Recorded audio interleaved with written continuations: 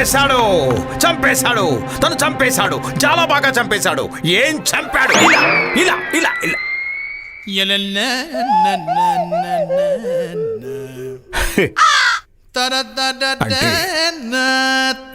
నేను ఇప్పుడు కలగన్నానా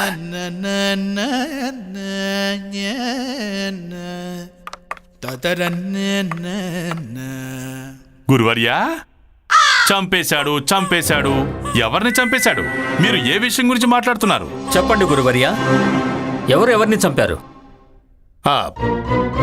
కళ పగటి కళ ఇప్పుడు పగటి కళ కన్నాను మహారాజా పగటి కళ గురువర్యా రాజదర్బారులో విచారణ జరుగుతోంది ఇక మీరు కలలు కంటున్నారా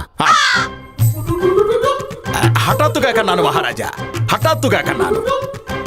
ఎందుకంటే నాకు రామకృష్ణ పండితుడి మీద బెంగుంటుంది కదా అందుకే ఈయనకు సంబంధించిన పగటి కళ కన్నాను పండిత రామకృష్ణ గురించి బెంగ కానీ ఆయన కుశలంగానే ఉన్నారు ఈ రోజు ఆయన దివోదాస్ మీద విజయాన్ని పొందారు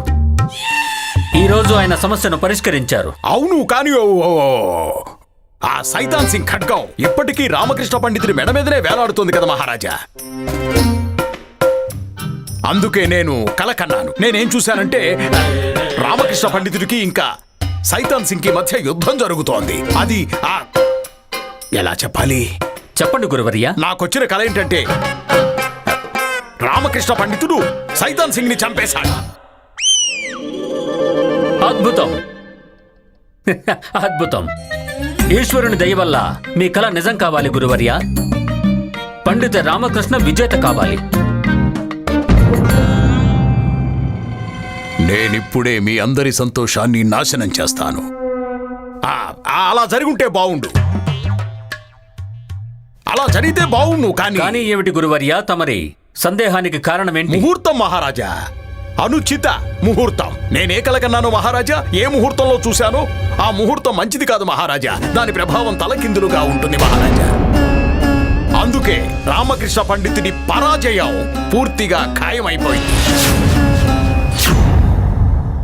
ఒకవేళ ఈ కళ ఒక్క క్షణం తర్వాత వచ్చుంటే అంటే ఇప్పుడు వచ్చుంటే